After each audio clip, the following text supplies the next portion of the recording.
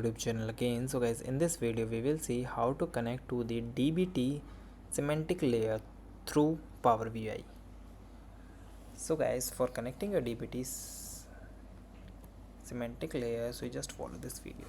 First of all guys, you setting your DBT Semantic Layer. Ensure you are using the DBT core version 1.6 plus or DBT cloud. Then define your semantic models and metrics with your dbt project.yml and install the dbt server CLI plugin using the dbt core. Then guys, generating the layer service token from the dbt cloud and verify the semantic layer is accessible via the API endpoint.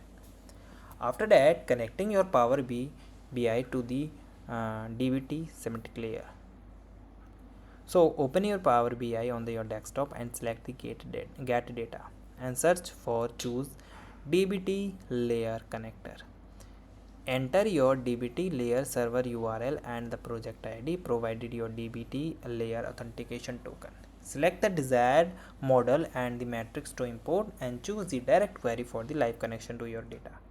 Then load the selected tables and the matrix into your Power BI model. Okay, and utilize the matrix and the live query. So guys, within the connection stabilize, you can now build the reports with the live dbt defined matrix. Drag and drop dbt defined measure from the field span. Create a visual using these pre-calculated overground metrics. Observe that the changes in your data sources reflect instantly. Publish your report to Power BI server for the live dashboarding. Share reports ensuring the data freshness with the schedule freshness or the live query. So this is the way that you can do. And guys, thank you and have a nice day, and guys, subscribe our YouTube channel for the further informations.